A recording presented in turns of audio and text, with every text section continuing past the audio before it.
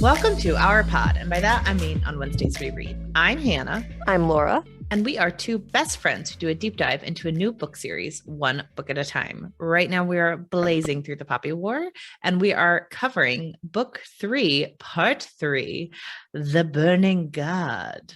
The Burning God. But Laura, before we dive into our very mixed and complicated thoughts, what are you reading, watching, and or enjoying?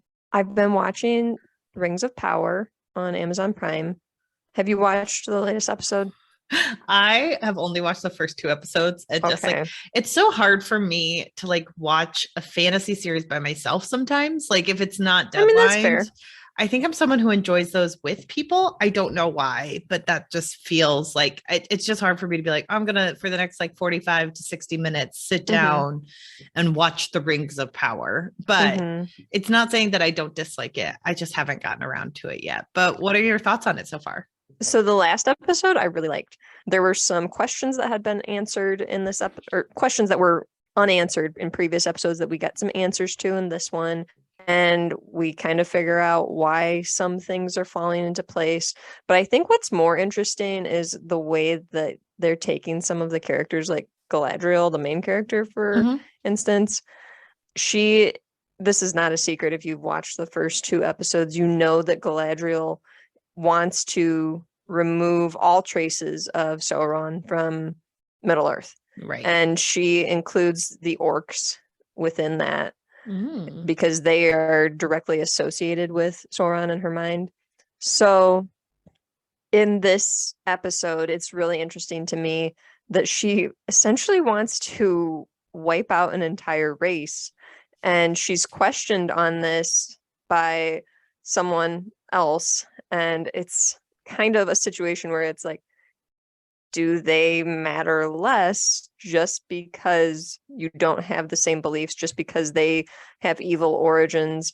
And I think it's a really interesting way to look at her character and see, like she's a very flawed character. I know everybody's been, whining and moaning about like, oh, she burst right into the king's chambers, blah, blah, blah, blah. And to that, I say, would we question and complain about some of these things if this was a man doing this? And I think no. So I honestly think a lot of the issues that people have with Galadriel's character are misogynist. Whoops. Did I say that? Oh, it's true. Take a look at your own internalized sexism and realize that if this were a man doing some of these things, if this were a man elf, that probably people wouldn't be like, oh, well, she's just being rude, barging in places and demanding things from people. Yeah, you wouldn't have those. You'd be like, oh, wow, so-and-so's so cool and assertive. Yeah. Anyways, but I think that it's interesting to see these different sides of Galadriel and be like, you know what, somebody who's ultimately trying to do good things and someone that we're like, oh, yeah, she's trying to save Middle Earth and all this. At the same time, you can look at some of what she's doing and be like, this is not the greatest to be wanting to wipe out an entire race, even if they are bad guys. So, and I think she's questioning that in her own mind now because she was taken aback at that moment. So I think it's really interesting what they're doing with the show. The cinematography in this show is really, really good. I love to look at some of the scenes, and I think they're doing a great job with that, and the costumes and everything are great too. A couple episodes before this 6th episode, because it was just the 6th episode that came out. Okay. But like 6 is definitely like pulling some of the storylines together, bringing some of the characters back together, and it's starting to work for me again. So I really like that. I also think it's interesting. Also, I forgot to go ahead. I was just going to say that I do find it interesting that like you just dissected a very interesting plot point about like racial tensions and like eugenics or genocide, and like if that's good or not and the morality of that. And what you told me a complaint was about was her bursting in on the king and not respecting like political affiliations pretty much. Like honestly, those are the complaints I've seen online. I've never seen somebody being like, she shouldn't be killing off all the orcs. Like nobody's complained about that. People are literally like, she's so rude that she burst into the king's chambers and was demanding to talk to him.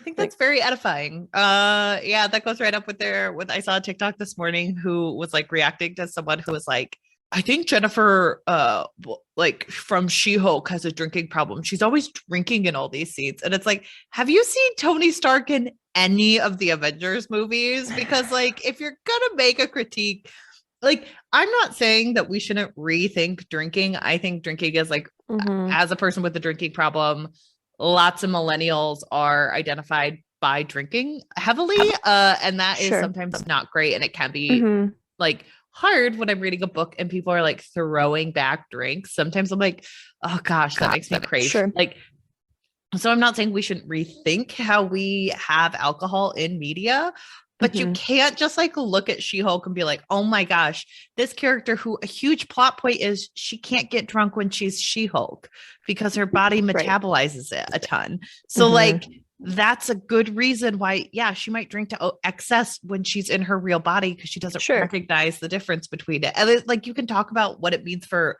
millennials, but to say like this character has a drinking problem when like you have the Tony Starks of the world out there is incredibly hypocritical. So yeah, there's so much of this that happens in media that even myself, I have to do a lot of unpacking of sexism that I've just been taught, you know, just growing up. And it's difficult, but you have to look at it through the lens of a more questioning viewer than somebody who just accepts things as they are. I don't know. I have a really hard time with many of the criticisms of Rings of Power. And I think a lot of them towards Galadriel are unfair and rooted in sexism. So check it at the door. I mean, do a little internalized review. Like, hey, am I actually reviewing this character in this show correctly, or, you know, bringing some baggage with me that I'm not aware of? Yes. It's a thing. It's a thing.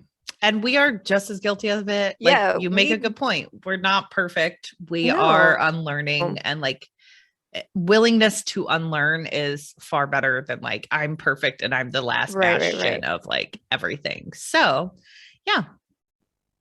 Also, I forgot to mention this recently, but my husband read Interior Chinatown and he loved it. Oh, that's so exciting. I know, I was so happy. Veronica of Ronnie Reads Regularly fame, #1 fan, she came to visit and I gave her Interior Chinatown along with a couple other books. And I was like, hey, I don't need like most of these books back, but I do need Interior Chinatown back because like I want to own that book for a long time. So yeah, my husband was reading it and I was like, what are you doing? And he's like, I'm just opening it a little more. I'm like, don't bend the spine. What are you doing? He was doing that thing. That's one of my prized possessions. I love that book. You can't just do that to me. But every time he would like pull it out and start reading, I'd be like watching him and I'd be like, what page are you on? And he's like, why? You don't know exactly what happens on what page number. He's like, I can just throw out a page number. You're not going to know.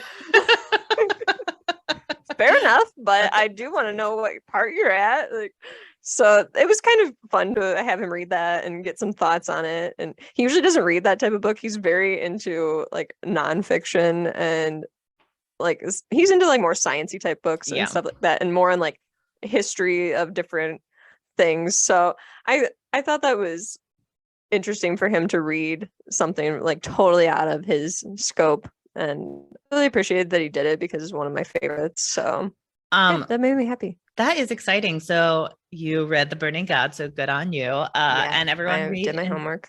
Interior Chinatown, because that is everyone Laura's, read it. Go-to books that you should definitely read. So I have this weird thing about like I'll pick a favorite book and then I just like obsess over it for the longest time. And I'm like, everyone read this. And I don't ever give reasons. I'm just like, read it.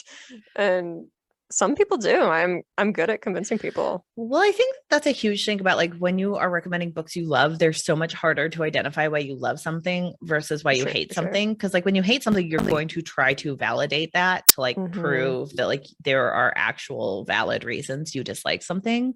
But when you really like something, it's like, I don't know, it brought me joy. Like, right. Yeah. It's hard to edify. Oh, for sure. Hannah, what have you been reading and watching? So I've been like on a spooky season thing. Like Hannah just decided to get into her like pumpkin spice latte self. I don't know why. I've never been like a person who's like reads seasonally, but recently I was like, no, I'm actually enjoying it. Like I read Ring Shout, ton of fun. And so I watched the Book of Cold Case, or I listened to the Book of Cold Cases by Simone St. James. I had recently done another of her books via audiobook. Just did another one of hers. Okay. She has ghosts in them. So this is Hannah's first foray into like ghosts. And this is about my outer limits for ghosts, where they exist and people interact with them. And there's like a little bit of haunted spaces, but they're not like overly involved in the plot. So it's not like haunting, but like there are ghosts that like try to open doors and try to freak people out. And I can't listen to these books at night. It has to be during the daytime, usually when I'm doing something else to like distract myself and not think too much on it and freak myself out. Because anxiety.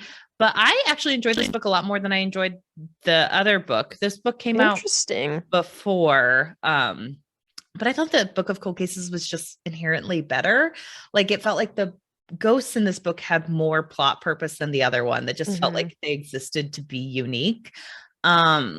Still have a lot of the same, like her main characters are the blandest things I've ever met. And I understand that like with thrillers, sometimes you want self-insert characters, but like a lot of interesting things have happened to this person, but she's not really all that interesting. Like she was, someone tried to abduct her when she was younger.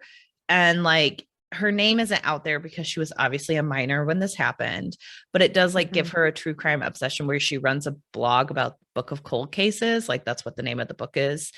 And she discussed like cold case. She writes articles on them and everything. And she like runs into like an infamous woman who was acquitted for murder way back when of like a serial killer. And the woman agrees to like let her interview her for her website. And it's kind of like a dual timeline thing where we find out like what happened back then, why this woman was wanted for murder. Sometimes like it's a little bit weird. It plays with like age a little bit, where this woman felt almost a little bit too young when she was like supposed to be in her 20s in 1977 and it's 2017. So like, I guess she is supposed to be in her 50s or 60s. Never mind. I retract that statement. I think I'm trying to get at something. I can see it on your face. So it's almost like I was thinking very hard, listeners. I'm trying to think of it, but like sometimes when people write in past, like in the past, they almost go too far in the past with the way they're showing it off. Like she was like, yeah, this is definitely in the 70s. And I'm like, this reads like it was in the 50s. I don't know what else to tell you. Like, and it's not even about like how women are treated, because I do believe that, but it was just like the way she described this woman and how this woman acted. I was like, I don't believe that this woman was in high school in the 70s and 60s. Like, do you think that sometimes people use like their own knowledge of a certain era and they apply it to the wrong one when they're talking about it? Because like, I feel like I sometimes have a fairly good understanding of like the 70s and 80s when my mom and dad grew up, because they tell stories about that time and everything. But I don't know that I would be able to accurately describe to people like what it was like to live in the 50s and 60s. I don't know that I could do that. Well, it's just like the way, like it's supposed to be this rich, like upper crust woman. And so I do understand that there are certain like conservative norms that go with that. Sure. But it also just didn't always feel believable that this woman was out of the 70s. Like I didn't, every time I was like, oh my God, she's probably in jeans at this moment. Isn't that a weird thought? Like, I always imagined her in like a dress, you know, like an old school dress. And I think that was why it like made me feel weird about her age, where I was like, how old is she? Is she like 100? Like at this point, it feels like she's too old to be like alive in 2017. And it's honestly just the way she described things. So that did lose. And how old is she supposed to be? Well, she was supposed to be like she was supposed to be 23 in 1977. Okay. So like a lot of her teenagers and her adulthoods were in the 70s. And it just feels like very, I don't know. It's just strange. And then I just felt like the author didn't get a good grasp on this woman's age and how to talk about the past at all. Sure. And overshot it a little, because the 70s isn't like it has bell bottoms. It has people who wear like long hair. Like it has things, and it just felt like this was out of the 50s. And I have that complaint about a lot of people who write about the 70s because I feel like it's a weird juncture where it is a little bit more modern, but it is still coming out of like a pretty like in the past era. So I don't know. Honestly, the jump from like the culture jump for white people from 60s to 70s is huge. Like their whole wardrobe changed, like fashion changed immensely, hairstyles changed immensely. Like a lot of people were experimenting with new things and trying new things and becoming a little more open. So like culture really changed just in a short amount of time there, it seems like. So it is tricky. I do get what you're saying there. And there is a little bit of like the hashtag second wave feminism and the way she's always like, well, as a woman in the 70s, you knew they thought I was a whore as a woman in the 70s. And like, I'm fine with that being mentioned. I think that is important context to have. But like it was said so often that I was like, it's getting repetitive. This book is only 350 pages. Like, come on, like, give me something a little bit different and more nuanced, or like have someone else saying it. Don't have her be the only one in on the joke, or like juxtapose it. Like, and the author did do this with like a character who like judged this woman, where I was like, that's more effective than her just repeating like sexism existed back then. Right. Yeah. I could say know. that. Like, I could say that too. Right. And be like, sexism existed back then and also now. Like it existed literally a few minutes ago and now. But honestly, like I thought this book was a ton of fun. I really liked this book. I thought it was way more effective than The Sundown Motel, which was the other one I read. I thought like the characters were much more interesting. I liked they had two female characters because we did get to have a little bit of a different sense. And they actually have dueling timelines. So we do flashback. And this audiobook, something I thought was very effective. They used two different narrators, which I think, love that. And I think sometimes like if you have two female characters, they could be like, oh, we're just going to hire one. And it's like, no, I think it's really effective to have two. Sometimes it's hard for the voices to be different enough if you only have one narrator. Exactly. And so I really liked it. I thought, and I did think like, although self-insert character was a little bit boring, she did have interesting things happening to her. So that was I find this really interesting though, that the past couple of our episodes that you've talked about different media that you've been watching or reading, you've been very interested in the characters and what their lives are like and how interesting or developed they are. So I think that's really interesting that you follow that so closely. Well, I think sometimes with like, especially a lot of mainstream ones, like Simone St. James is huge. Like people consume her stuff a ton. And sometimes when I'm like, okay, I want to consume this, I'm a little bit more forgiving of plot lines because I'm just like, if a plot's enjoyable, a plot is enjoyable. And if it's being mass consumed, a lot of times a plot, as long as it makes sense, I'm here for it. Like it doesn't have to be some bastion of like, this is brand new information, you know, like this. But there are elements to like, well, if it's going to be great and people are going to be mass consuming this, I'm more interested in seeing like, how are the characters faring in this? And what exactly are they doing? And she does give me a little bit, like, I think Simone St. James is a very effective author. Don't get me wrong. But she does give me a little bit of like Margaret Atwood vibes. And don't get me wrong, I like Margaret Atwood. Okay. You can still critique Margaret Atwood. It's so I always yeah. So because this book gave me a lot of like, Margaret Atwood wrote The Blind Assassin. I felt like this was almost like a more mass consumable version of The Blind Assassin because she kind of is a little bit like Margaret Atwood writes like, you know, literary fiction versus this is like mystery fiction. So it's a different genre, but I felt it on the page and it dealt with similar themes. So, and also sometimes during the fall, I think I'm more interested in characters because that's just like a better time, you know, like we're getting into cold season. I'm more interested in seeing what's internally happening with characters, but less worried about sweating, more worried about if people are interesting. I'm just this not is the time to find out if people are really interesting. It's fall. It's find fall. out who your friends are. But then for what I'm watching, Laura, I watched the Netflix movie Do Revenge. Okay. Was it good? It's so good. What a romp. What a romp. I loved this movie. It was just really good. Like there was a there was something that happened that made me like audibly gasp. Like I really liked this movie, and I thought like it's so funny. It laughs at itself. It's very into the like fake wokeness, but it's also like it knows what it is. Like the way it used like pastel-y colors to like show like this is supposed to be kind of like a fever dream almost. Like it's a bunch of rich kids. It's so fascinating. And like it was just really good. There are certain parts that are just objectively funny. And honestly, like what's her name? Camila Mendes or Maya Hawke? Maya Hawke. Maya Hawke is a fun actress. Like she's fun. And so she's super talented. She's Ethan Hawke and Uma Thurman's daughter. Like, I know. I mean, she's born to be talented. She's a nepo baby, but she like at least gets into it, and like you can tell she really wants to be an actress instead of just be like, I do this because I can. But it was a romp. It was so much fun that there were just like.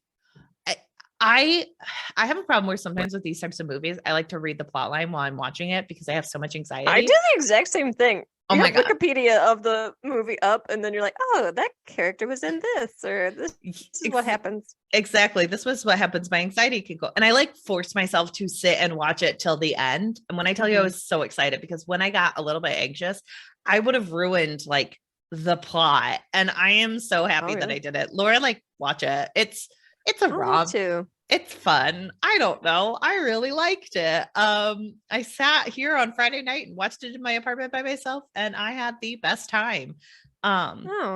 They're like, it's just so unexpectedly funny. Like, I think I expected it to be a little bit, you know, it's a high school movie, but it's so smart, and it's like one of those things where I was like, I feel like there were younger people in the writing room, and like maybe younger is like my age, and that's not as young as like Gen Z would want us to be. But like there was enough jokes there that I was like, I get it. This is fun. Yeah. So everyone watch it. It's really good. Okay.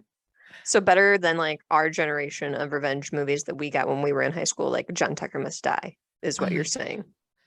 Yes, but I do love John Tucker Must Die. I also love that movie, but it was the only revenge movie that I could think of off the top of my head. John Tucker Must Die is so problematic, but like, B, so funny. Like when, oh my gosh, what's her name? When the woman who played Brooke in One Tree Hill, I cannot remember her name right now. But when she's in the back seat and she finds a bra and she rolls her eyes and then she looks and it's 100% hemp, so she realizes it's her bra and she's like sticks it in her bag. So funny. It's just really funny. And like at the beginning when she's with her coworker, and the coworker is like, yeah, he dates a girl from every single group, and he tells them that he's not allowed to date, so they never check in with each other and they never find out. And she goes, how do you know all this? She goes, I don't know, it's just a guess. She starts crying. So funny. Amazing. Oh, John Tucker is the chocolate of snack foods. He wants to bag every other candy on the shelf. Like so many beautiful moments. It's a problematic movie, guys. It's not perfect. It is a problematic movie. We said we're not perfect people. We're not perfect. We are not perfect people. We both love Laura loves Adam Sandler movies. We also love John Tucker Must Die. I can't help it. It's one of my fave go-tos. Like if it's on, yeah, I'm gonna watch John Tucker Must Die. Oh God, that was such a stacked cast too. Another one I used to love was She's the Man. She's the Man is a perfect movie. I'm sorry.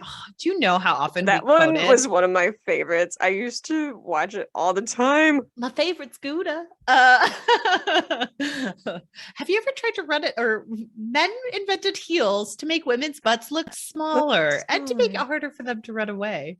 Have you ever tried to run in heels? Oh, such a good movie.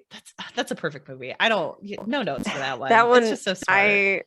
I'm very biased in favor of that one, but I watched that one so much. And oh God, I'm so mad that we don't have like, I think we've talked about this before. She's the Man is one of the best commentaries I've ever watched, because they had all the actors and actresses on there, and they were just making fun of each other throughout the entire movie. Like at one point, like there's a scene where Channing Tatum gets camel toe. and they're dying. And he's like, they're being like, I hate you guys. I hate you guys so much. And then like they make fun of how he's never wearing a shirt. So he starts keeping a shirt count. Amazing. It's just the best. It's so good. I was just thinking of that movie the other day. I love She's the Man so much. We should watch it. We should watch it. We're trying to think of like things to do to like bring in listeners, and I feel like you guys should watch She's the Man, and it's just us quoting it the entire time. Us laughing hysterically. You know how you guys love during our podcast episodes when Hannah and I just go, ah! And then all of a sudden it's just silent because we're like coughing and gasping. And I leave it in and don't edit it out. Yeah, I love how you guys love that part of the episode. So we could do a live of that for how long is that movie? Hour 45 probably? I feel like an hour 45. It's gotta be 90 minutes at least. Yeah. There's a lot of nudity at this soccer game. Also, like, just because you have long hair doesn't prove you're a girl. Let me flash the entire stadium. Make that make sense? Oh gosh. When the one guy is like, when I wanted to ask you this out, you guys all made fun of me. I hate high school. That's a good one. I hate high school. Oh my god. That is amazing. I love it. Do you like cheese more than any other animal byproduct? Okay, we shouldn't get into it before it gets off the rails even more. Okay. But watch Do Revenge, and then watch She's the Man, guys, and then watch John Tucker Must Die. And it does get like it goes down a little bit from there, but you know, you gotta enjoy some things. Yeah. We're not perfect people. We're not perfect people. We're not perfect people. Okay.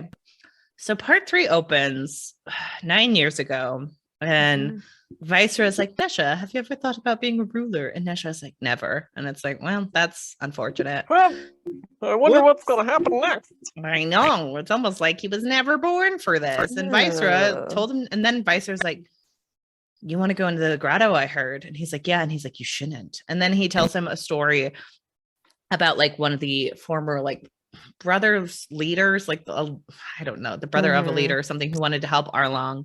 So he notes that he was able to like take in the dragon's power of the dragon god and like let it work through him, but he almost became a manifestation of the dragon and became a monster, quote unquote. And that it was impossible for him to like continue on with this because you can really only keep that kind of power at bay. It cannot be controlled. Right. So he had to keep control of it himself. He couldn't just let it go, or else Arlong would have been ruined. And he kept trying to find someone who could take over the power from him, but people were like, no, that ain't my bag. Right. And so he was stuck like that, even though he wanted to entomb himself in Chulu Creek, because apparently Nesha just knew about Chulu Creek 9 years ago. I mean, they might have heard about it if they might have, like one of those things that they knew that shamans were put there, you know. I guess. I mean, I can see that being something that they would tell children about. Right. It was just weird that it was like suddenly common knowledge around all of them. But it's one of those things where similar to like conversations that Rin had with Alton, where it's like, oh, he already knew about this? Okay, well, that's good to know now, but I guess we can believe it. Hey guys, he knew all along. Yeah, it's very on brand for this portion of the book. Yeah, for this book. Yeah. And so then he's like, and then he like had to stay in the grotto and and Viceroy's like, don't go there. And it's like, dun, dun, dun. And he tells Nesha, don't take on all of the nation's troubles. He's not strong enough for it. Thank you, Daddy. And then I do think this was like an interesting way to start the last part, because it's like, oh, what? We need to feel sorry for Nesha now, or even more sorry, because his dad kind of tricked him into going down there. But we already knew that. We found that out in the last book. I don't know. We have then we like cut over to Rin. There's like a catch up on what happened. Rin took out 2/3 of the Hesperian fleet that were in Nikan. No, because they didn't send them all up there. A third of it stayed behind. I'm just teasing because they literally say that. I'm looking at the first page. And it says just 2/3, not all. This is called a plot dump, Laura. Come on. I know. Sholeng is like, hey, are these just like paper tigers? They only came in when they were going to win the war. And everyone's like, yeah, where have you been, Sholeng? Mm-hmm. And he's like, in Dog Province. I wasn't part of this until just now. Remember how you just heard about me? Remember how Dog Province barely existed and now it does? And we're remember how we weren't important until it was like, we have no other options. What province haven't we mentioned? Dog Province. Rin wants to strike now when they're all weak. Coming in from all different provinces and using the Dog Province's soldiers. And Sholega's like, why would we help you? We're safe here. And she's like, not anymore, bro. You like cast your lot. And he's like, I specifically asked not to be a part of this. But you cheated on me when I specifically asked you not to. I was hoping you would get that reference.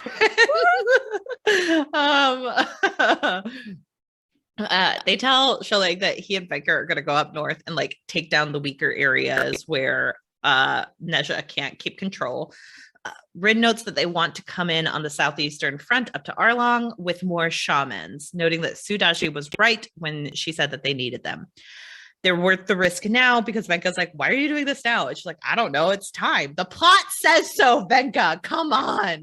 Because I have a lot of hoops to leap through and they will help me. We only have 200 pages left. What else do you want me to do? Venka, shamans make things more convenient. So I need them. Sholeng is like, I'm cool with making shamans. They just have to volunteer. And it's like, Sholeng, you didn't volunteer to be a part of this and you're here. What makes you think that people are going to know? That'll be easy. No problem. And guess what? It is fairly easy to get volunteers. There's a lot of people who want to have inherent power until they're told that it costs something. And then they're like, nope, I have to go get my rations for the day. Right. Katai is like much more hesitant, but Rin's like, we only need 3 at most. So like, it'll be fine. He's like, well, what will happen when they lose control? And she's like, I know that he said when, not if. And she's like, well, they'll be part of the psych. And the first rule of the psych is there is no psych. But the second rule of the psych is we call.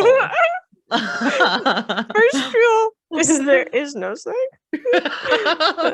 First rule of psych, don't talk about psych.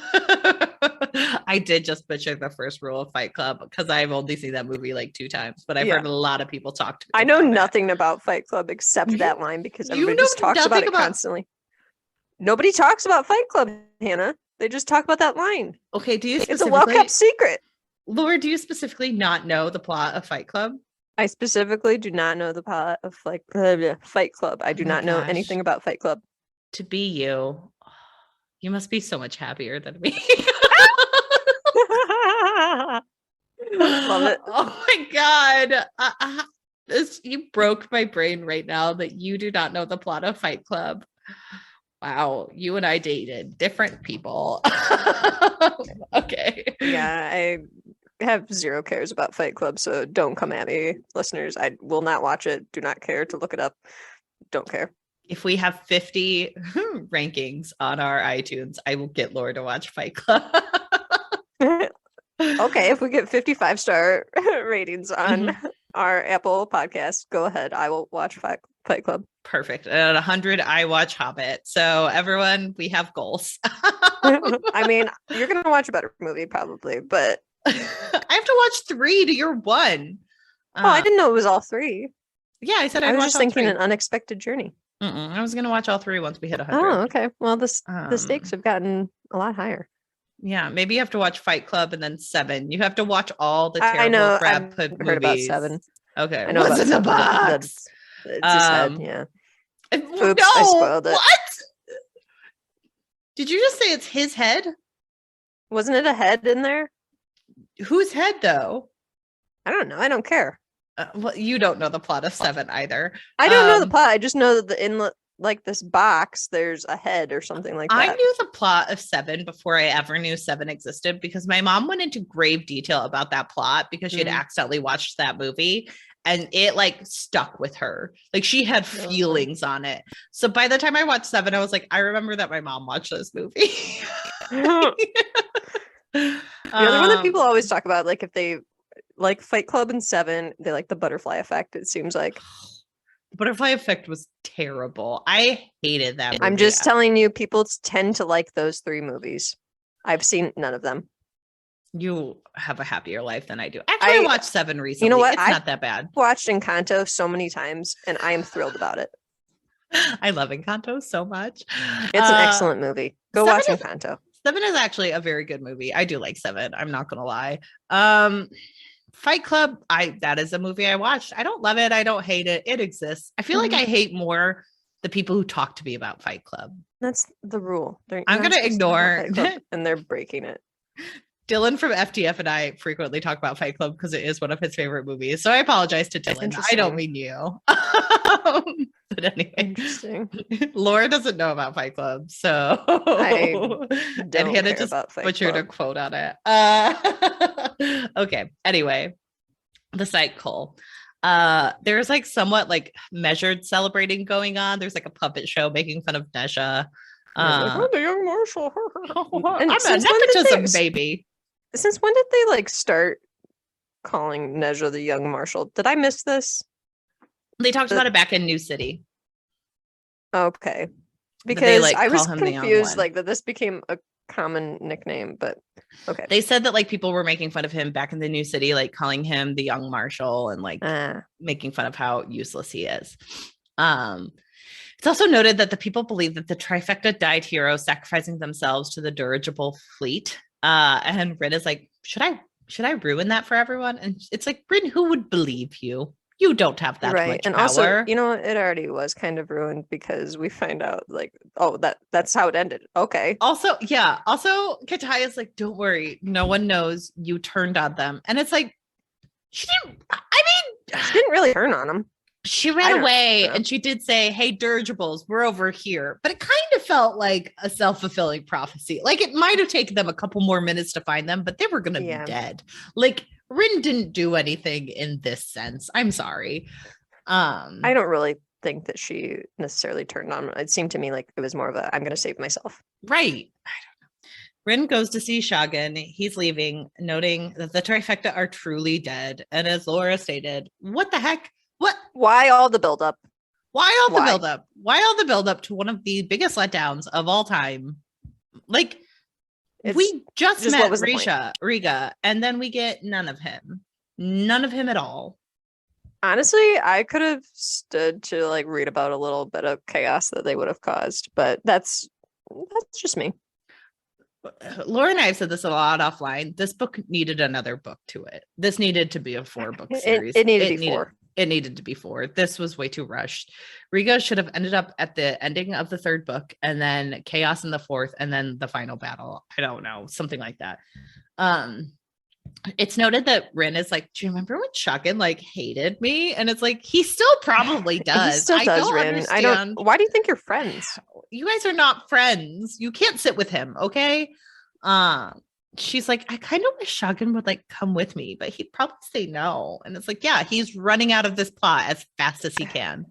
He's the leader of his people now. But you know what he's going to do before he leaves?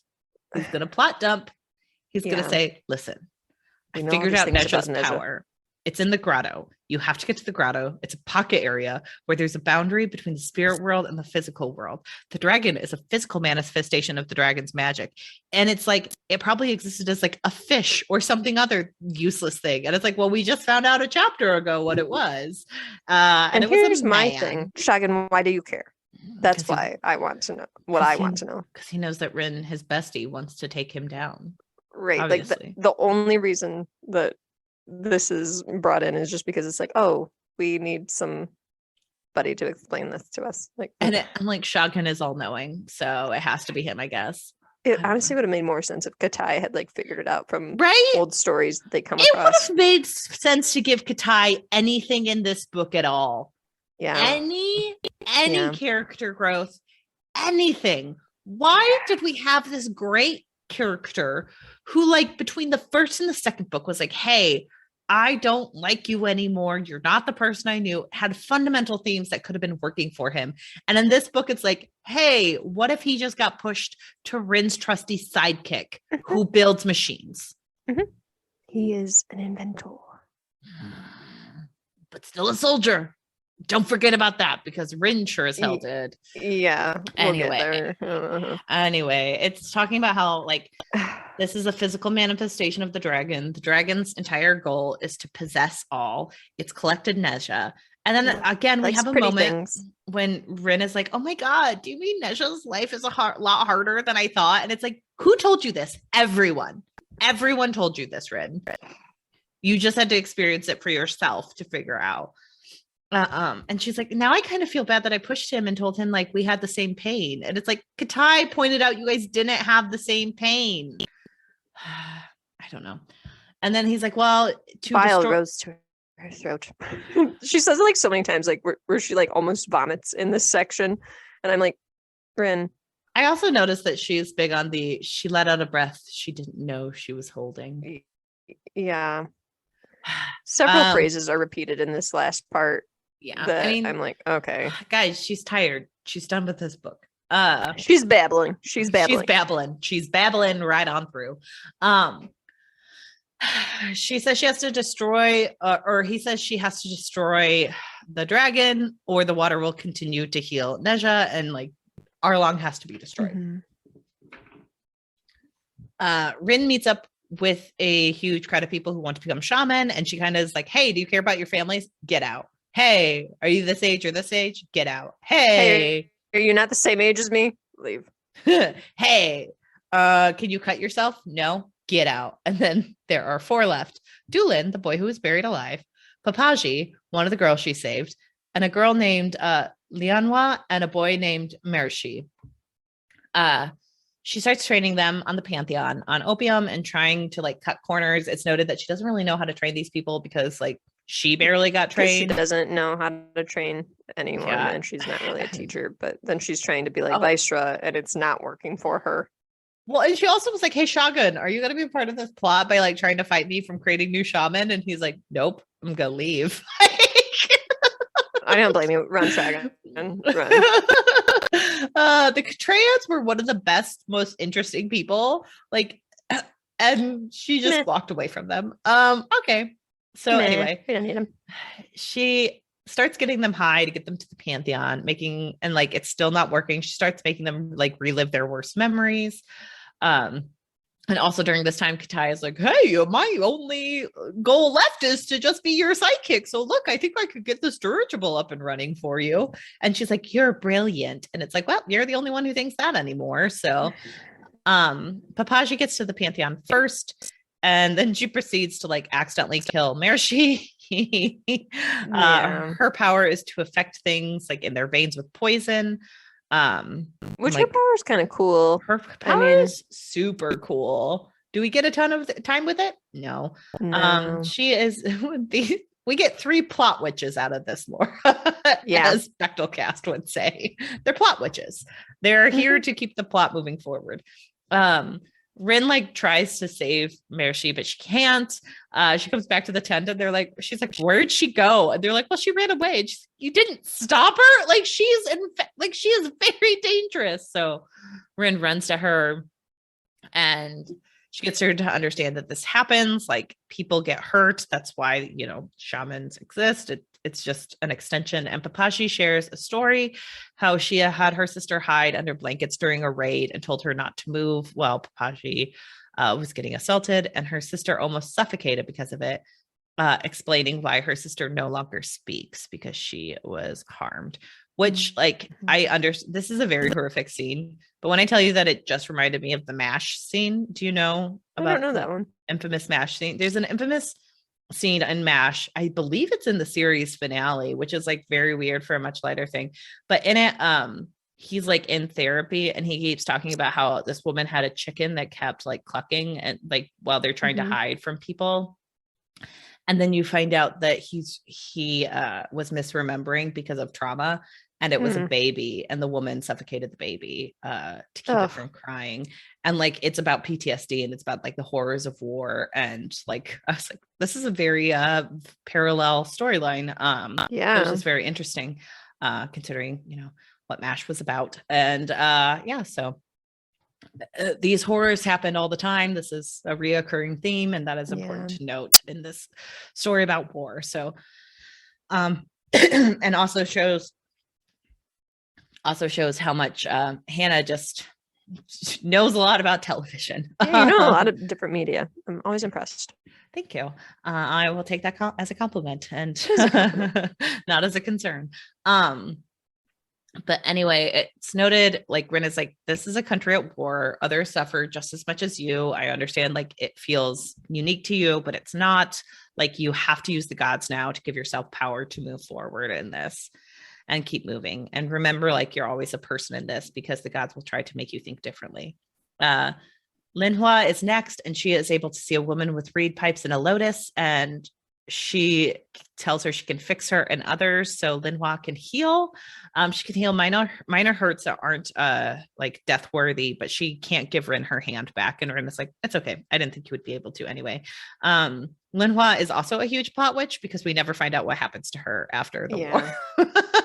Like, huge things are like, hey, if you like call down these gods, you could harm yourself or others. And it's like, well, she has like an inactive power, so she's fine. Okay. It's one of those things too, where it's like later on we're like told, oh, she's in the infirmary and helping people there. And it's like, okay, I thought it took like all this focus and everything for them to get to the Pantheon, but now her power is just like kind of like, oh yeah, I'm right here. I'm going to heal you real quick. Okay, move on. Next. She never gets tired. She never gets weak. She just has confusing, this ultimate excess of energy. But anyway, Dulin is the last, and he is able to summon the great tortoise, who is able to create sinkholes, saying he wants more sunlight and to be free. They kind of have to travel 8 miles away to practice. Papashi can poison water, like the fish in the water. They start like working on Dulin, who can make earthquakes and everything, and sinkholes, and he can start to try to like control it, but it's hard. And she's like, well, this is going to be as good as it gets. Rin does build a small monument to Zhang before she leaves, and she thanks him, saying she loved him like a father, but then she also calls him a coward. Which kind of annoyed me.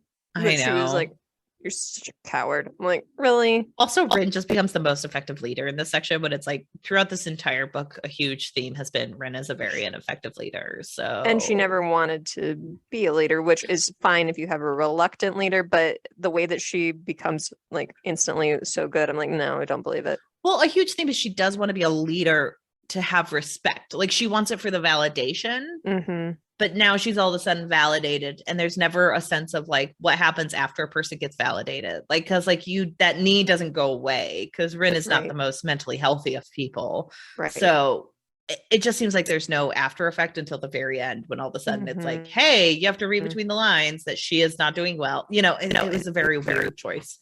Sure. But anyway, it's kind of noted that like Rin feels more powerful right now. Nesha's licking his wounds, and time is now on their side, and like the people are about as ready as they're ever going to be. So now is the time to go. Mm-hmm. They go after Jinzu, a city that is great because it's like thriving with merchandise. It has all their needs. Right. And like, it's kind of the input of 3 different areas that like come into this. It's called the Whore or the Golden City. So, you know, they think Rin really doesn't have any power, so they won't surrender. They won't talk to her. And she goes into the war, and she takes down a wall using Dulin's power.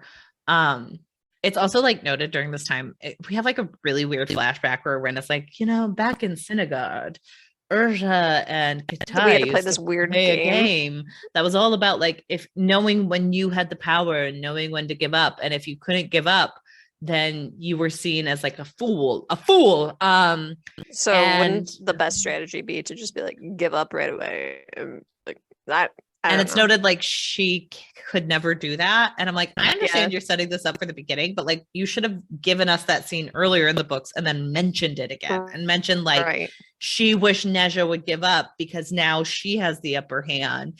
But also throughout these books, like a huge portion of this is like Rin is always in the losing side of things and perseveres. So why are we hearing about this? Because I'm Zhang in this. We'll get this there. metaphor is lost on me. I mean, we'll get there, Hannah. We'll find out why it was mentioned. I know, but it just doesn't make sense in the context of at this what this point, entire it does book not was about. make sense. But foreshadowing, it does make sense. Yeah. At this point, what? But they do take the city rather easily. Dulin almost loses control, but she's able to get opium in him. And Lianghua is like there. The leader tries to flee, leaving his family behind. She has people hunt him and others down, so no one knows about the shaman and how powerful they are. After this, it's the first time they're able to have uniforms with wealth from Jinzhou. And they make brown uniforms because Rin is like, well, we use mud to cover our faces to tell soldiers apart. And when like that, and she goes back to the retelling of the snail goddess who made mud-skinned people out of mud after like sculpting their aristocracy. And she's like, yeah, we are mud, but that is common, ubiquitous, and needed. So I'm okay. I am retaking that term.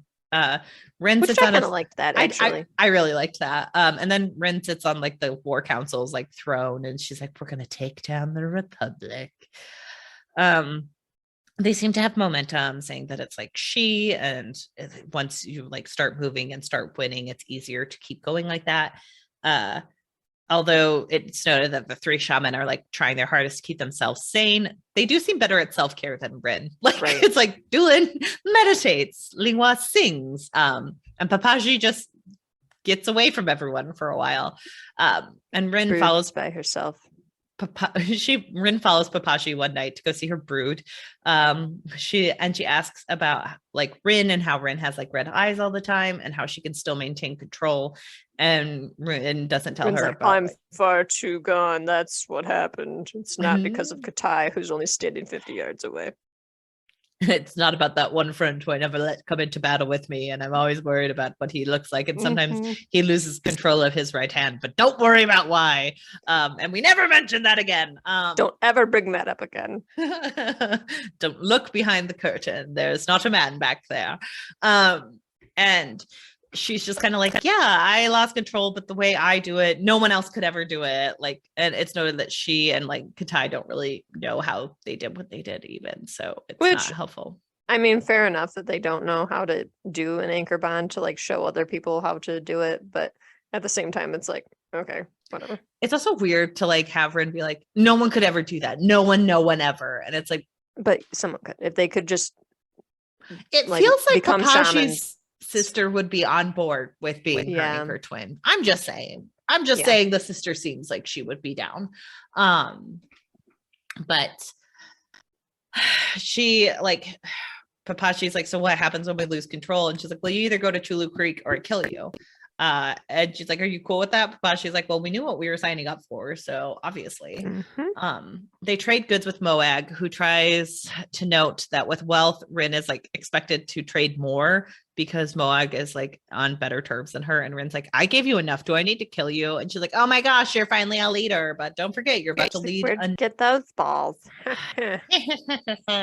And so she's also like, hey, you're about to run a nation. You need to understand how things work. Like, you're going to need me because the consortium won't trade with you.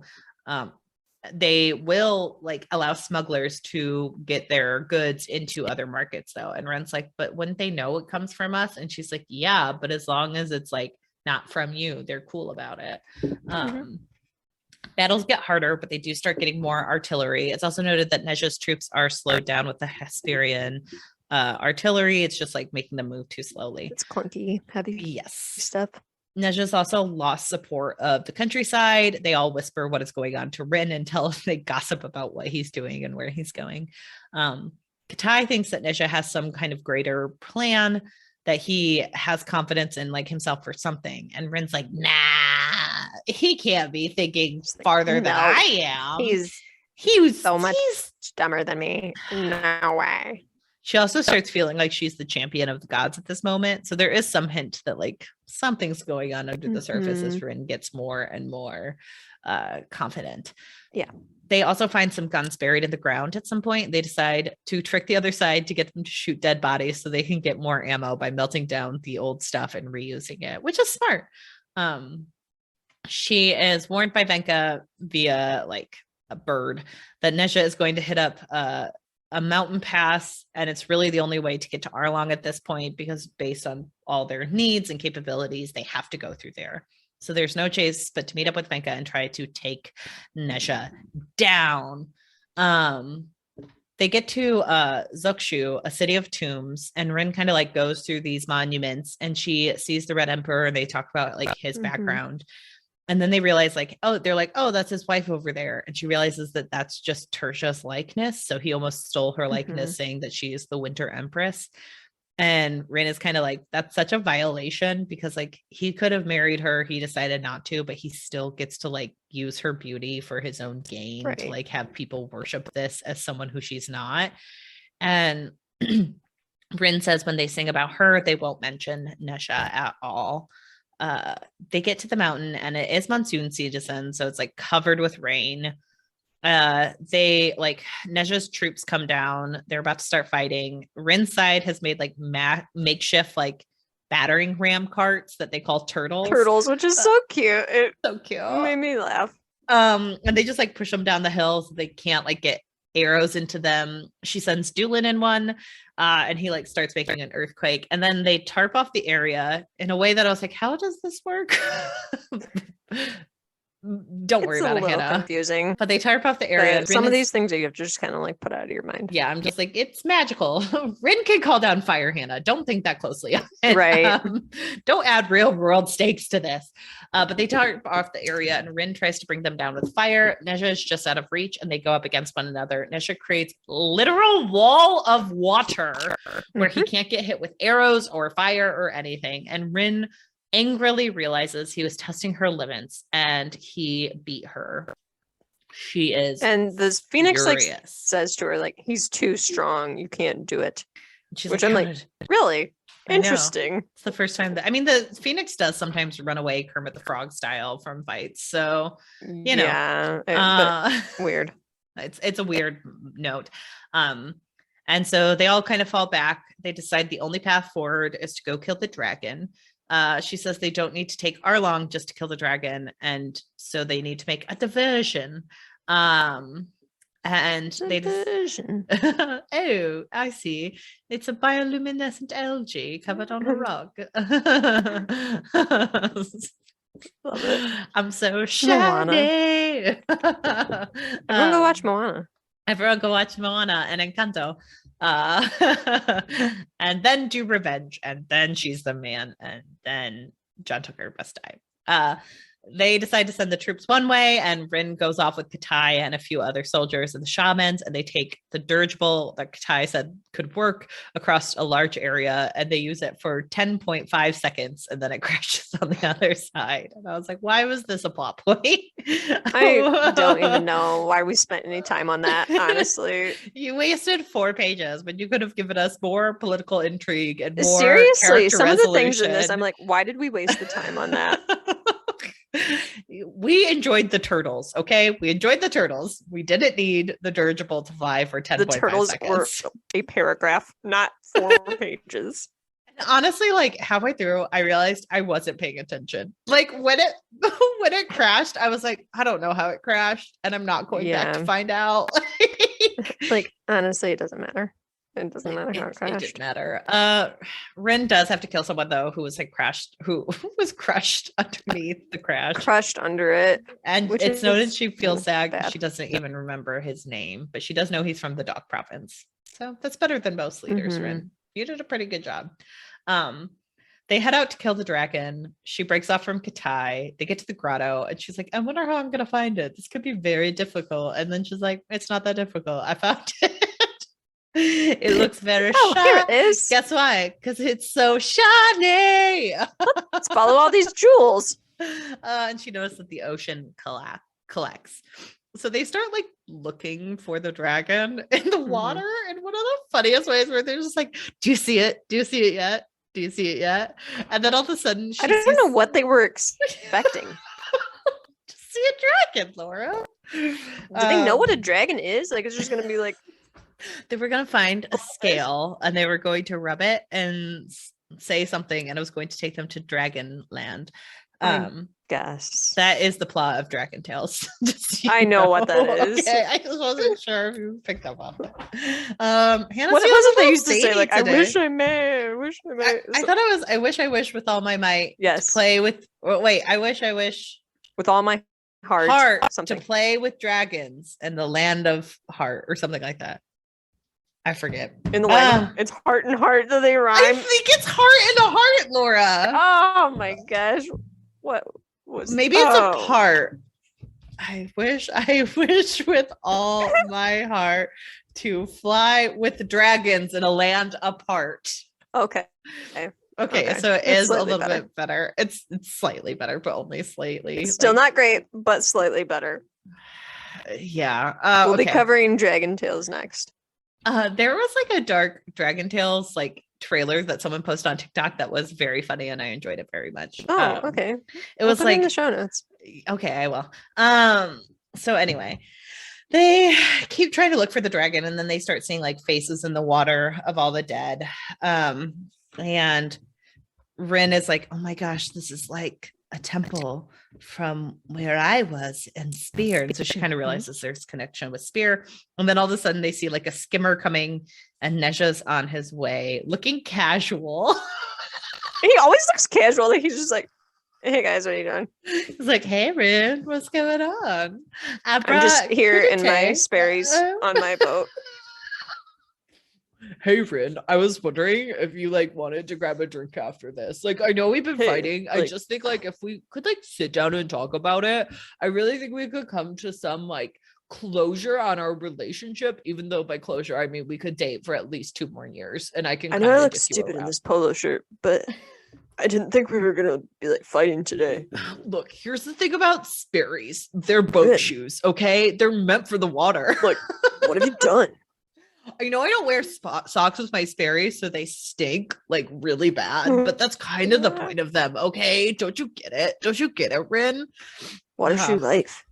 I just really think you don't understand the beauty of Chuck Palahniuk when it comes to Fight Club, Rin. Full circle. All right, we're getting back into it. So he is gloating with Rin. He's like, she's so careless. And he's wearing these random armbands, Wonder Woman style. And so he's like, Rin, you know, you could have tried to shatter me. This could have worked, because she gets Papaji to like try to poison him. Try and poison him, and doesn't work at all. But the Sperry's are too thick, Laura. They can't get through the Sperry's or his bracelets that say "Live Strong" on them. But anyway, so he's like, this almost could have worked, but like, you came after me with a little girl. Are you serious? And then he tries to drown a child. And Doolin tries to like come at him, but he never even gets a chance. He does kill Doolin very quickly. Papaji is being like flung around like a doll, and it looks terrible. And then deep in the grotto, something moves, and Neja is like, Rin, what have you done? And it's like she woke up a dragon. Rin, done? I just killed like the only things that could have possibly killed the dragon. But like, what have you done? That was terrible. You should have just left me to my own devices. I was just fine, okay? I was never gonna attack you. I was just gonna gloat and tell you, like, you could have just been by my side as my general and lucky lady. Bothered.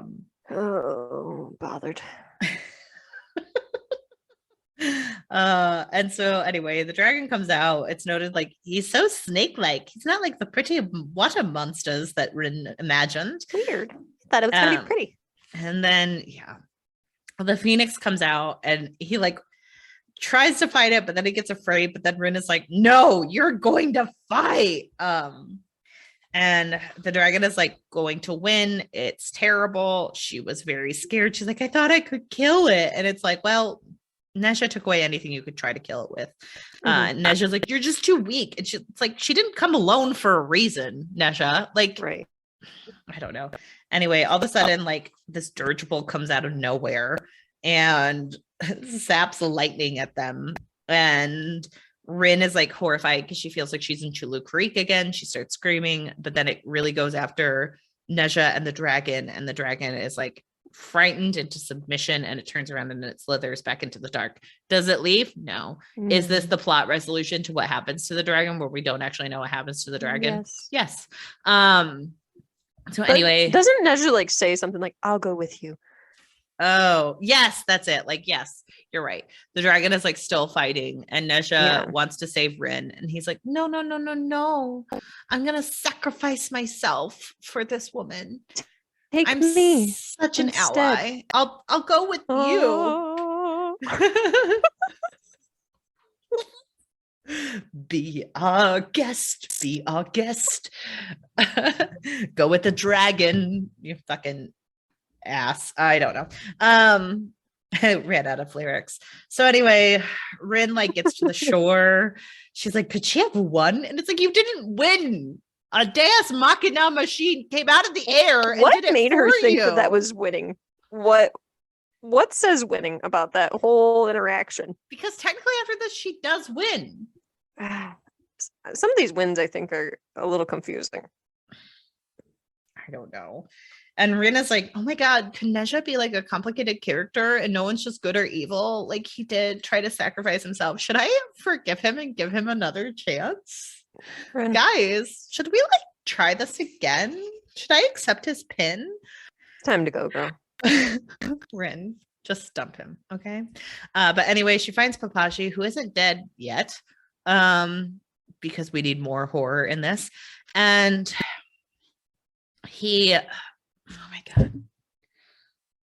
Neja comes up and he's like, did I kill her? And it's like, why do you care? Just go away. Go away. Just please leave. Why are you still around? Exit the book. Thank you.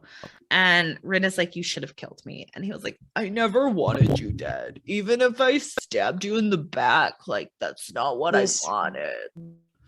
Really wasn't how I pictured it, but I guess this is what's happening. I really just wanted you to hold me tight and tell me that I was all right, and I was right.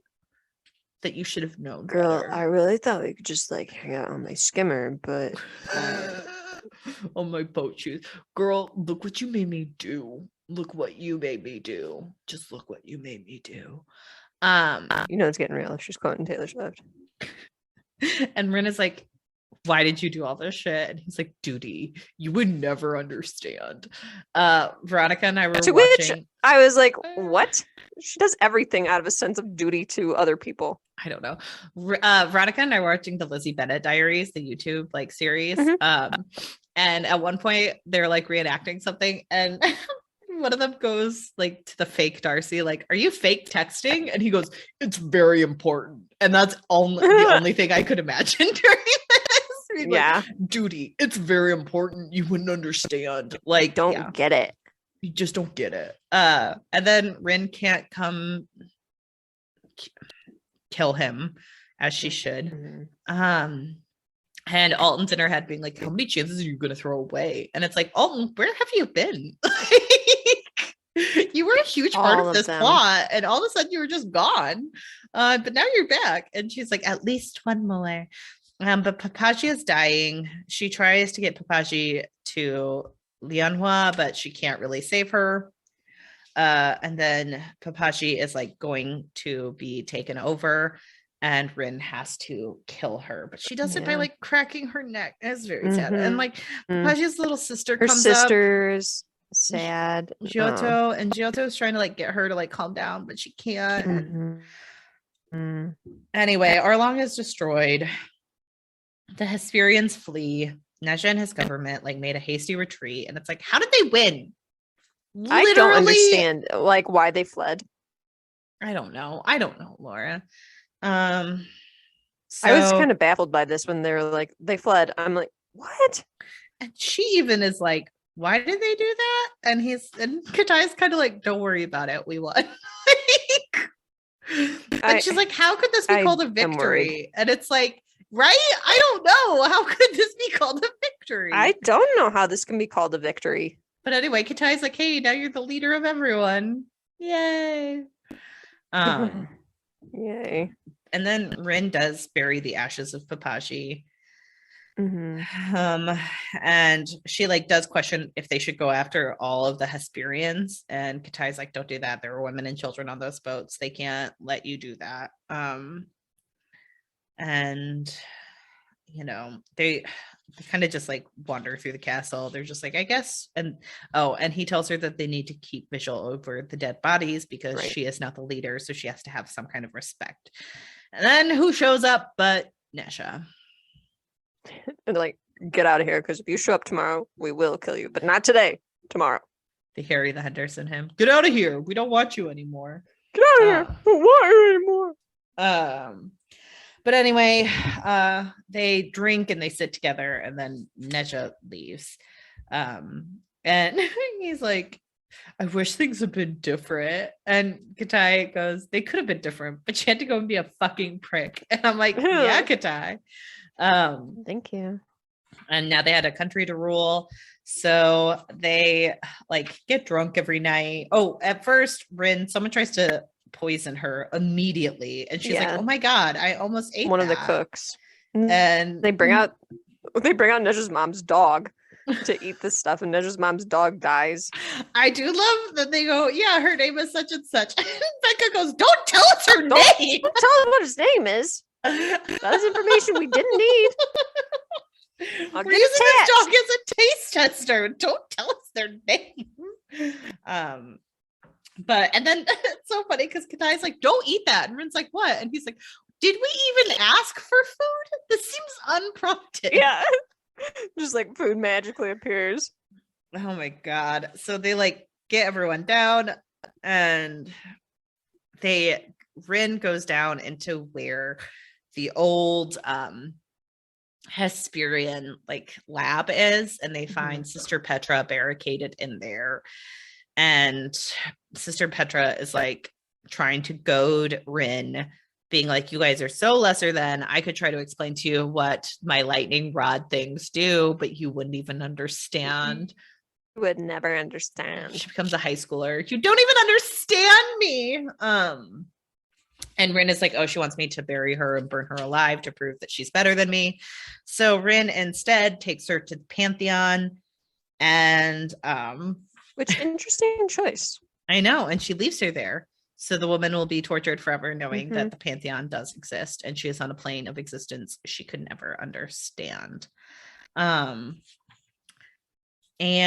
so then basically like her body's just there. Yes. And so Rin is like, I don't even know what I am here. I just know that I'm the general, and we have to keep fighting because we need to take down the Hesperians. And we need to like try to, and she finds out that Nesha has taken refuge on Spear, and he's like mocking her through random scrolls the entire time, being like, you'll never understand, Rin. You're not even good at this job. You didn't even deserve it. You didn't even earn it. How dare you? Do you like or that, just like, it's like random, like, haha, Katai thought he knew how to decipher our stuff. Ha! And I'm like, really? Okay. And she notes that like everyone's plagued with like, they don't have enough food. They don't have anything to make this country work. They do have like nights where they get drunk with Venka, and Venka is like, hey, let's castrate all the rapists. And Rin's like, let's do this. Yeah, they're trying to like come up with new rules. Yeah. And they're just like, we can do whatever we want. Which is scary. I know. And then every morning they're like hungover, and they're trying to get everything working, and it's just not. And Rin's having like a really hard time coming down from like, we have to go after Hesperia. We have to do this. We have to do this. And Katai, like, she starts having nightmares, and Katai's like, you're making me hurt in my sleep. Like, this isn't going well. Neja is still sending her all these letters, and it's really getting under her mind. And at one point she's like, he has someone inside. He knows everything. He knows that like Moag won't trade with us because we don't have anything of use to her. And then she then Venka says something like, he's just squealing for attention, which was exactly what Neja had put in one of his notes. You might just think I'm squealing for attention. And Rin freaks out on Becca, saying that she is a spy. And Becca's like, I've done nothing but support you. And she's like, but why did you follow us? And Becca's like, I don't have to answer to that. And she's like, how did you know where he was coming? You told us he was sick at one point. And she like kind of just starts accusing her. And Becca is like, you need to calm down. This isn't true. Or like, but Becca's also Becca. So she's like, this is unfucking believable. I've done everything for you. And now you're accusing me. Are you kidding me? And then all of a sudden she tells Rin to get down and she jumps on her, and Rin burns her, thinking that Venka is trying to attack her, but she realizes that there is an arrow in Venka's neck and Venka saved her. And so she so then she's like having all these like thoughts about like, was she a spy? You know what? No, I don't need to know. But was she? No, I don't need to know. Well, this is the moment where we see like Rin is descending into insanity. Like that's what's happening. That's kind of the she burns the assassin to a crisp, even though like she could have gotten more information from him. She just doesn't have that presence of mind. Yeah. She decides she has to go to Takani because she doesn't feel like she can rule from the dragon quarters. Like this just doesn't work. People will be wanting me to fail. She has to reclaim the South. She has to fight from there. She does keep like obsessing over Venka. She's now obsessing over Katai. It's not getting great. And she starts like driving back down to Takani, but people are starving. She has no presence of mind for how to actually take care of them. She just wants the like suffering to stop. And she keeps thinking about like what Nezha said about how refugees need to keep like food in their bellies. They need all these different things. They don't need silver. And she like thought that by getting power, she would have been able to help them, but that doesn't seem to be happening anymore. And she also has something like Moag. She just needs something to trade with Moag to get people food. She just needs to get everything. And she gets to Takani and she realizes that they planted poppy flowers. And she's so excited because that means that Moag can take this and make it into opium, and they actually have something to sell now. And she feels like everything is better. This is amazing. This was kind of a heartening moment here towards the end where you're like, oh good, something's actually working out, like maybe we're gonna get some kind of resolution here. Also when Venka they have died, something to trade. I literally gasped when Venka died. I was so sad. I kind of predicted that. It made me sad. I didn't want Venka to die. I mean, also sad, but I was not shocked, I guess. I wasn't shocked that she died, but I was shocked that it happened the way it did. Yeah, I can understand that. Anyway, Rin gets to her town and she feels really heartened, and she's like, oh my gosh, like all we need now is to take down the Hesperians and we'll all be happy. And like everyone immediately shifts and they're like, what are you talking about? The war is over. We're starving. We don't have any grain. We only have this poppy field for you. Like, what else do you want from us? And she's like, no. Like, we need to cut the Hesperians down now while like the getting's good. And she's like, they're still trying to, this is where I was like, Rin, because she was like, the Hesperians are still trying to kill me, which is like a fundamental thing where it's like, people are desperate and you're pushing the focus on you instead of on their pain. That is not, you're not thinking about them. And everyone is like, no, feed us first before we even have this discussion.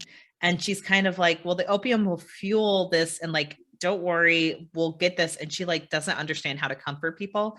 And Katai like pulls her back and he's like, you need to get out of here. These people will kill you. There's nothing you can do right now. They're so angry with you. And Rin is like, what, like, why are they going against me? Why are they suddenly like this? Don't they know what I've done for them? And Katai is like, they're not in their right sense of mind either. They just want the war over. They do not understand They've been long term in war for so long that they're just like, we thought you were done and you're telling us there's another war to fight. Right. And Rin is so used to war that she's just like, okay, we have to keep going. We have to do this. We have to do this next. And they're like, we're done. There's too many things that have happened. Well, and literally like Rin's own like sense of self is like, they're attacking me. They're doing this. And she has no sense of self of like, how big is Hesperia? What does it mean to go to war with these people? Right. And like, you want to do that, but you just don't want them to occupy you. But that's like the next step. But like to her, conquering and overtaking land is all she knows. So she literally doesn't know how to shift perspective. Right. So she does say that they're just like, they're sheep, just like the Hesperians thought. And Katai is like trying to talk her down, saying like, you need to think this over. They're ordinary people. They're tired of suffering. And she's like, I'm tired of suffering. And he's like, yes, but like, we are in power. It's hard to prioritize an enemy you can't see. And we need to be able to comfort them. And she keeps hearing like Dashi in her head. She keeps hearing like Moak talk about being a ruler.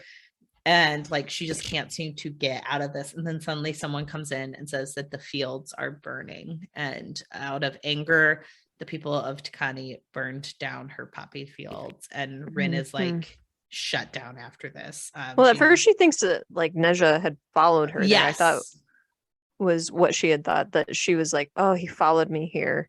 She does think that. Should have known. She's like, I should have known that he would follow me here and ruin all this. But then she finds out that they were so angry that they burned it. And so at this point, Katai is like, you need to talk to the Republic. You need to come to some kind of like agreement with them. Neja has food and aid from like all these other locations, and we have to take it because you have to. And she's like, well, I won. I should get to set the terms. And he's like, that's not always how this works. And she's like, we can just beat them. And he's like, that's insane. Like at this point, we can't win with anyone. They're not going to follow us. Right. And he does like say, like, can you even hear yourself? Like, you're talking about our people here and you're not fighting for them. And you like, this is going to be, there's going to be corpses everywhere unless you swallow your pride and do what's best. And she's like, well, this is like my country. And he's like, yes, you won, but like, don't throw it away with your pride. Which we noted from the earlier, she was really bad at that game about knowing when to let go. That's all coming into play now. We understand why that story was told. And so she kind of has a moment where he's like, we won the war, like we have the righteous and the ideological like sense of self, we gained independence, like now we just have to figure out what to do. And Rin cannot bow in her mind. She's like, Terja bowed, Hanalei bowed to these people that they loved, and like they didn't have the guts to do what was necessary. And then which is interesting, the way that she looks at it like that, where she's like, they weren't bold enough to do what I have to do. Well, but then in chapters later, she realizes that they were right. So like, I think this is very much like Rin only sees what she sees, what's happening to her. Right. And she has to come to terms with things on her own time, unfortunately, which is not what a good leader needs to do, unfortunately. Like she can't just wait to come to terms with this. And one of her biggest flaws. So Katai is like begging her to start seeing things from his perspective, to start seeing things from like a realistic perspective.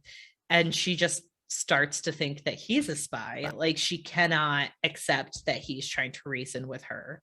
And so she agrees, but in her mind she's like, you've abandoned me, you're not on my side anymore. She's like, you thought you could trick me, but I will burn you if you're not with me. Yeah. And so Neja says that they will meet alone in 3 weeks on Spear.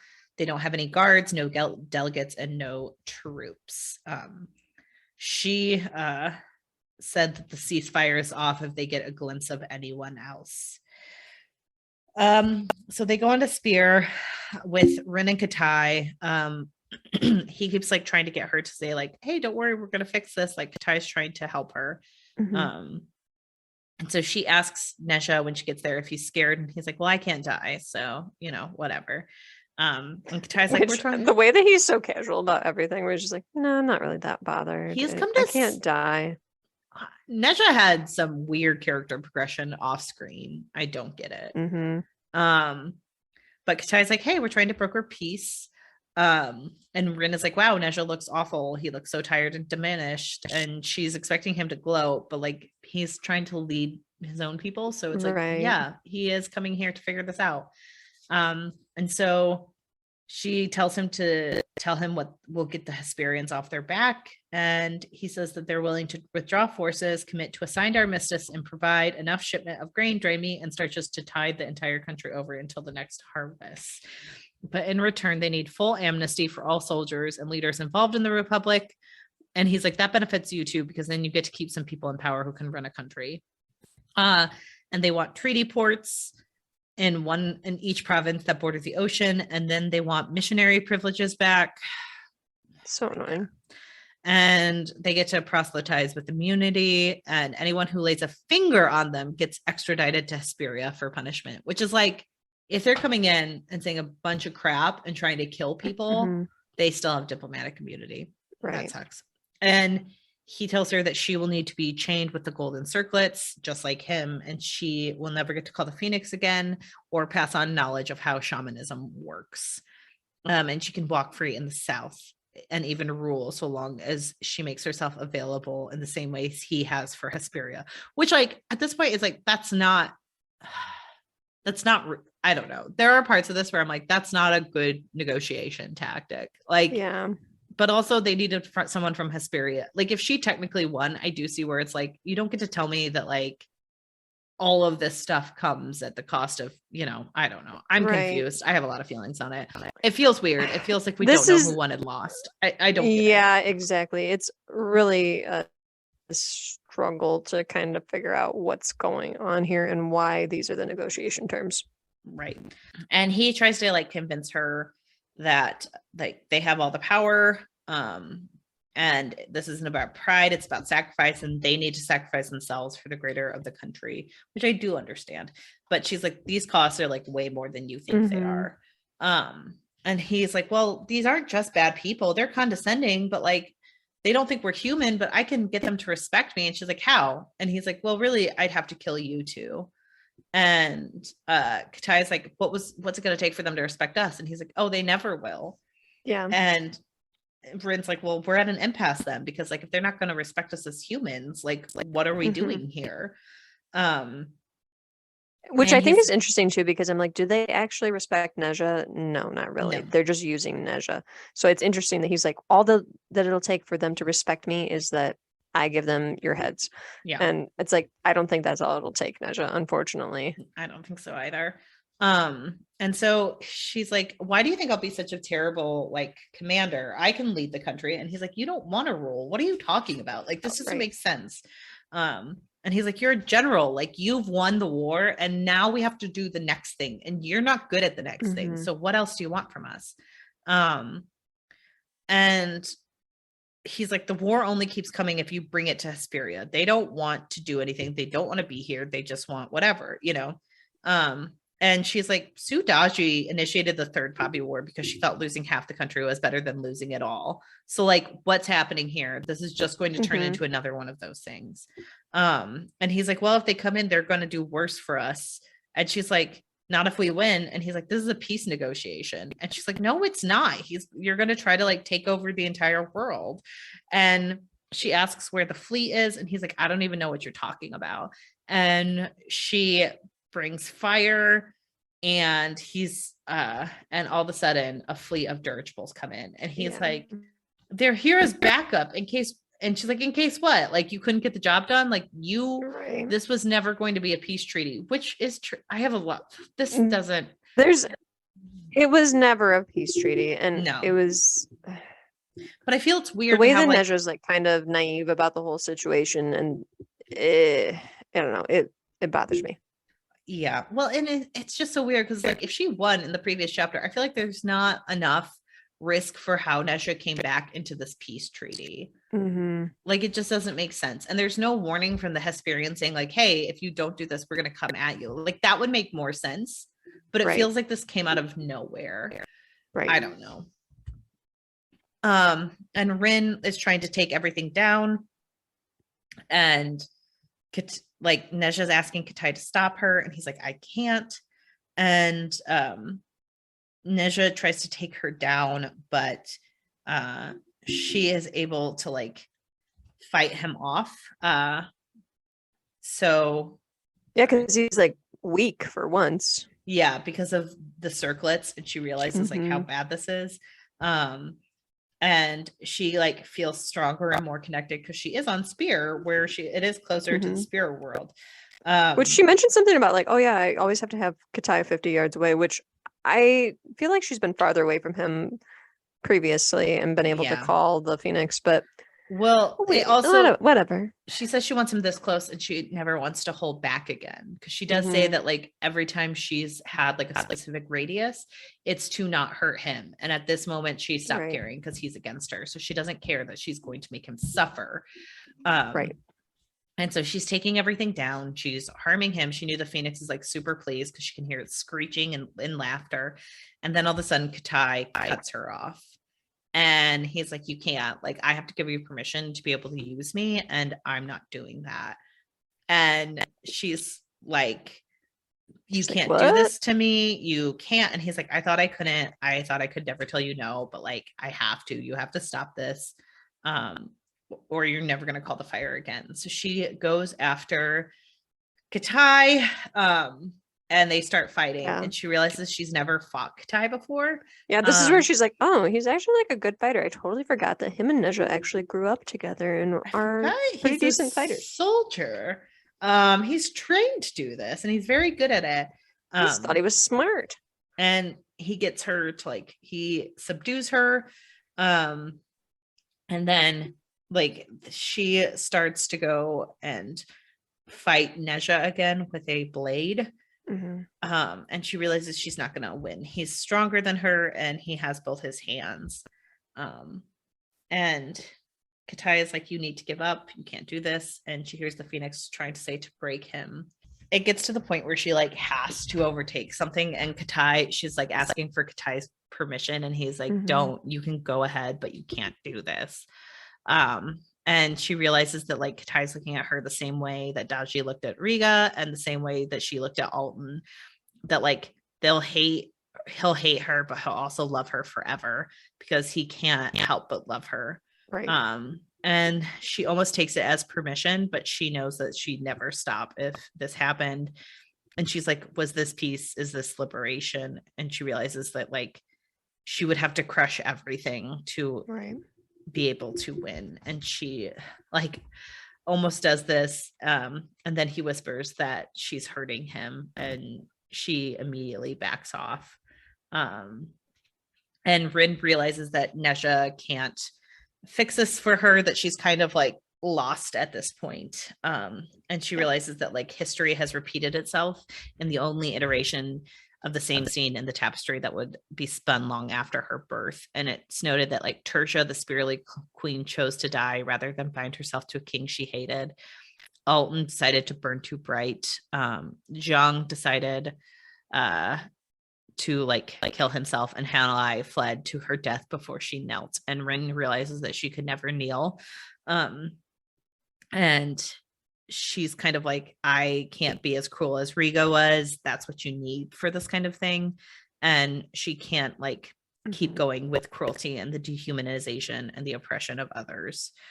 So she realizes that like she can't push history off its course, and she decides to kill herself, and have Neja take the glory of it, and to be responsible for it. She like grabs his hand, like, you do it. And she's like, and he's like, you can't do this for me. I won't let you. And she's like, oh no, I'm making you kill me. So it's not like a gift. This is going to be terrible for you. And she's like, but then you need to take down the Hesperians. Or she says, fix this. And then she stabs herself with his hand as the dirigibles descend towards Spear. Then we cut over to Neja's POV. She also looked at Katai during this, and he did give her like permission. Yeah, with he his nodded eyes, at her. because she knows she can't release him because she doesn't know how. Because she didn't ask Shagan how he released his sister. Like, why are they not asking these questions? That sounds like a really good question to know about. Yeah. How? I don't know. Because it's better for the plot if Katai dies, I guess, because he didn't do anything in this book anyway, so why not? Right. So anyway, Neja like watches Rin die. He's horrified, and Katai is lying beside him, and he's like, wow, they had to die together because they were connected in ways I'd never understand. And I was like, do you understand that it's mystical though? And then also when he's like, they both left me. Like, did you really ever care that much about Katai? I don't know. I'm not buying this whole like they both left me. And then he's like super mad at Rin. He calls her a monster, a murderer, a destroyer of worlds, but also like a goddess. He's like so conflicted with Rin and why she did what she did. And then he's like, but she did tell me to fix this so I can move forward. And like, he's like, I know that the only way to do this is to work with Hesperia. And I guess I have to move forward with this. And I owe it to her to try. And then he stands up, squares his shoulders, and he waits for the coming fleet. The end. Oh my. Hannah, how do you feel? Conflicted. Same. I really loved the first 2 books, and I was so disappointed with this one. Me too. And honestly, I rated it on Goodreads as a 3, and I'm like, I thought for a while, I was like, I could be talked into a 4 just because I love the first 2 books so much. But I think I'm going to stick with my 3 and like in my mind be like 3.5 because I enjoyed the book. Like I liked it, but it was definitely a letdown for me with how rushed everything was. Yeah. Like I just feel like a lot of the humor got like sucked out. Like any like thoughtful, I just feel like the other 2 were so thoughtful in the way they tracked. Yeah. And I think like a huge part of these is the theme of war and how it's never good and how it only like leaves people in ruins. But in this book, it just became like a big old mess. Like it just stopped making sense at all. Parts of this book where Kuang slowed down and kind of gave us a little bit more, I thought were really well written. She does a good job like telling those flashbacks. She does a good job like explaining all of the training that Rin had to do with the 3 new shamans.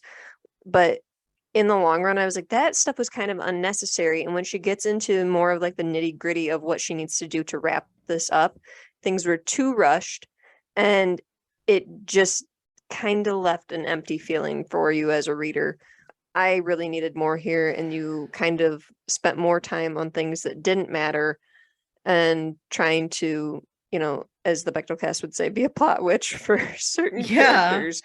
And yeah, I really wish she would have spent a little more time either giving us another book, spreading it out, or cutting some of these sections out and just developing it more. I agree. It feels like a big old mess. And I felt like, I don't know, there's just so honestly much, like, part 2 of this book, all of the I loved we just covered last week, I thought was really good. But in the grand scheme of things with this book, the way that she cut that off so abruptly in part 3, I'm like, what was the point? Why did we even have to talk about that so long? Why couldn't we have spread some of this out a little more rather than like rushing into Venka's death, rather than rushing through like some of Neja's like retreat and all that? Because I'm like, that was confusing to us. It was confusing. And I honestly, like, I thought this book would have been so much better if she had awoken the trifecta. Because like, I don't understand why we awoke Riga at all, honestly. Like it makes 0 sense at this point why we got him for a paragraph and a half practically before she was like, I guess he has to die. And it's like, okay, are we just trying to like get them out? Like, are we trying to remove them from the plot? Because like, that's what I think that's what it was. Because I wonder if she was just like, what, people in the back of their minds are going to be thinking about, like, what, you can't just leave them there because there's still a possibility that they could wake up and want to take control of the country again, So I think that was just like a way to remove them. But there was so much in part 2, especially, where it was just like them traveling to get there and them talking to each other and us learning more about Jiang and everything, and her questioning what Jiang's like. And I'm just kind of like, what was the point of that? I have a lot of feelings about the way Rin's, I like that Rin sacrificed herself, but I feel some type of way about how she let Neja do it for her. And we've always been like, feel a certain way about her kind of descending into madness. Like, I don't know if I like that too much. Why does it always have to be a character kind of losing their grip on things? Why couldn't it have been something where she was a little, I don't know, a little more with it, I guess. And I didn't really appreciate that too much, because it seems like that's something that we see a lot and that people kind of fawn over, like if it's a queen especially. I'm thinking like of Game of Thrones, how everyone just fawned over Daenerys like going mad herself, and it just kind of left me feeling empty. I didn't like that. I don't mind that Rin became insane only because we've learned from the beginning that that's what happens is you're a shaman. And I do like that, like, you're setting up rules. This isn't like a chosen one narrative. She's not the one to break this mold. She is part of this mold. And I do like that, but we didn't get enough time with it. Like, but the thing was too, even when it was explained to us, it was more of like, you would think that the Phoenix is what would cause her to descend into insanity, but it's not in this situation. It's just being a ruler is what does it. And I wish that would have been, if she was going to go this direction with it, stretch it out, give it a little more to make it sit better. I don't know. That's what Sorry, I interrupted you. No. I fully agree with you. My problem was the abruptness with which it happened, because unless you know that that's what's happening, it just feels like this is Rin throughout all of it, which is interesting. And like we're in her POV. So like a person who feels like they're going insane isn't going to tell you they are. Right. But like, we don't hear more of the Phoenix. We don't hear more of her starting to distrust everyone. Like, she literally goes to eat random food before questioning it. And it's like, wouldn't she be like, I understand that the people closest to her are the ones who it hurts the most, but like, there's no lead up to that. It just kind of, we get whiplash where all of a sudden she's like, Venka, you're a spy. Katai, you're against me. And it's like, we don't have any built, because like, that's a huge thing where people like who talk about Game of Thrones, mild spoilers for Game of Thrones if you live under a rock. Sorry. But like, people who talk about Game of Thrones who are like, I just don't understand, all of a sudden in the last season, she just like does a complete 180. And I've read the first 5 books and it was always there. The underlying issues with Dany are always there. And as they go on, it gets worse and worse and worse. And that's preferable because then you get a buildup, but it feels like there's almost like a shock value that's supposed to go with like Rin starts distrusting people. Yeah. And I was like, wouldn't that be better if she were having that balanced against the trifecta? Like, why did Riga have to be so bad? Like, he was the leader of a country. He literally had no sense of self to like keep things a little bit contained. And like, if you had her working against them and then slowly getting more and more irrational about like the trifecta or about Katai working with them or about like how people were stuff, it would have felt better. But I think this made us feel icky. Well, and the other thing too, so with her just jumping straight into like not trusting people. We keep bringing that up because that's like the key way that she starts to show us this through the third part. But throughout the other 2 books and the beginning of this book, she is so trusting of everyone, like immediately, that it really does give you whiplash when all of a sudden it's like, oh no, she doesn't trust like the 2 people that have been her closest allies throughout the entire series. It's interesting. I just don't love it. And yeah, I put this as 4 because I honestly just couldn't take away the context of like, I really love the first 2 books. But I get those probably 5 because I love them. But this one, I know, but I could be talked down to 3. Like, I love the first 2 books so much, and I honestly thought like her pacing being a little bit quicker than most was an asset in the other 2. But this one did not feel that way. It felt messy, and I had hoped for better things, and I really thought the resolution was going to be like, I mean, I'm sorry, she's the burning god. Why did she die via stab wound and with Nesha? Like, I expected her to burn like the sun to her death. Right. Like, blow the 2 of them up. She's literally a phoenix. Like, if she'd gotten permission from Katai to burn them to a crisp because she was saving people, wouldn't that have been like a little bit better? And like, the messiness of like, maybe it's the whole, because like sometimes when it's the messiest is when they try to bring in like modern technology, which is a theme in this, is like modern versus like respecting of one's culture, and that like other cultural identities and other cultural like uses of war have value as well. That's a great theme.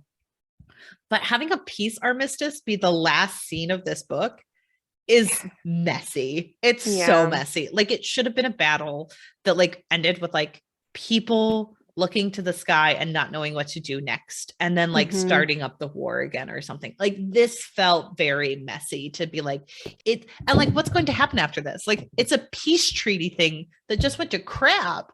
What are they going to tell the people who thought their leader just went in for a peace treaty to get them food? Well, and the other thing too, you mentioned like Neja being the one to like do this. I think that maybe Kuang envisioned this romance being more than it is for readers, because it doesn't come off as like that tragic romance at the end there that I think maybe she was going for, to have like her lover stab her. Yeah. I just, it didn't come off very good. I don't know. I agree with you that it would have been a lot more poetic to have her and Katai go up in flames, literally just like to exit that way rather than a stab. I don't know. And I'm sorry, but like having Neja as the last POV where he's like, she was a monster, a murderer, you and I have been very much Rin apologists on this. Like, I understand that you and I have feelings for Rin that I think a lot of people don't. Yeah. We're way more willing to be like, she was traumatized. She's doing her best. She doesn't understand certain things based on her background, where I think a lot of people have been really hard on her. When you feel that way about Rin, it's really just kind of like cuts you off at the quick to be like, she was a murderer, she was a monster, she was all these things. And it's like, that's not giving her enough credit. And that's probably why I'm like, I don't like that she descended into madness. I think that's definitely why I'm feeling that way. Yeah. But I don't know. I have a lot of mixed feelings on this. Well, we're about to get into more when we talk about the characters next week. And like, I don't know if there's a ton to say about the characters in this book. Isn't that sad? I mean, I think there's stuff to say, but just, it'll be a complicated discussion. Yeah. Well, guys, let us know how you guys feel about this book. I mean, like we said, we're big Rin apologists on this podcast. So let us know if you're not a huge fan of Rin and why. Like, I'd be really interested to hear. And we're going to have a wrap-up episode after our character episode. So save us some questions, because those we'll be asking questions next week to write them down and have some listener questions. But let us know your thoughts on our thoughts, and join us next week as we do a deep dive into the characters of the Burning God. Also, in that time, make sure to rate, review, and subscribe. Rating, reviewing, and subscribing is a great way to get more people involved in this discussion. And this has been a great discussion overall. I'm so glad we read this book. Yeah, this has been really a great series to talk about. So so much to say, so much more to say. But until then, follow us on all the social platforms. That's Our Pod, OWWR Pod, on Twitter and Instagram. And email us at ourpod@gmail.com. We love talking to you guys through this, and we look forward to vote on our indie intermission. Vote on our indie intermission. Yes, after this episode comes out, Thursday will be our final round of voting. This is the last week. This is the last week. Today and tomorrow are the most important. Well, if you haven't already voted yesterday, but today and tomorrow are the last days to vote to pick out which book we will be doing a month on as we do a deep dive into an indie author's book, guys. We're so excited. Join us next time to find out who won and what book to buy. Bye. Bye.